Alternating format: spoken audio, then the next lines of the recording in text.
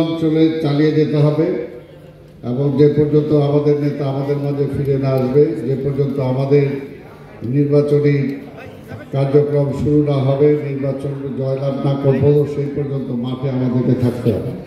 তার পাশাপাশি শুধু একটা কথা বলতে চাই, যে এর আগে সরকার অনেক কথা বলতো ডিজিটাল নিয়ে, যেহেতু আপনারা সব ইঞ্জিনিয়ার এই কারণেই বলতেছি যে ডিজিটাল নিয়ে।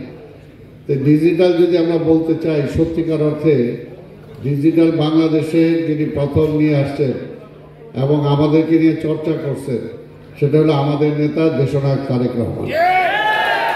যখন 2007-08 সালে আমরা নির্বাচনে গেলাম, সেই নির্বাচনের আগে যখন মনোনয়ন দেওয়ার আগেই নেতা আমার হাতে একটা ফাইল ধরাই দিল।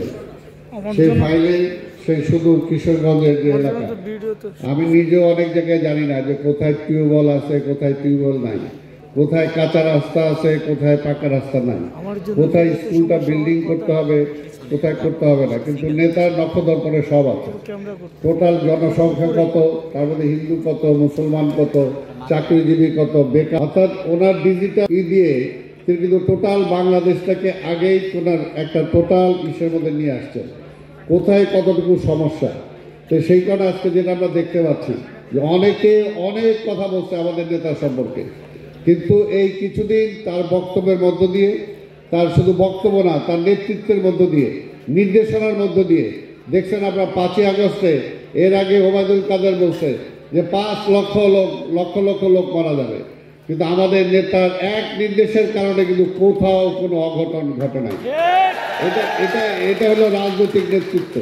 আর একটা হলো যে জ্ঞান, যেটা আমরা দেখছি যে যেটা আমি আগেই বললাম যে 2007 সালে নির্বাচনের সময় তিনি আমাদেরকে ফাইল ধরাই দিয়েছেন, অর্থাৎ সব কিছু তিনি ডিজিটালি নিয়ে আসছেন।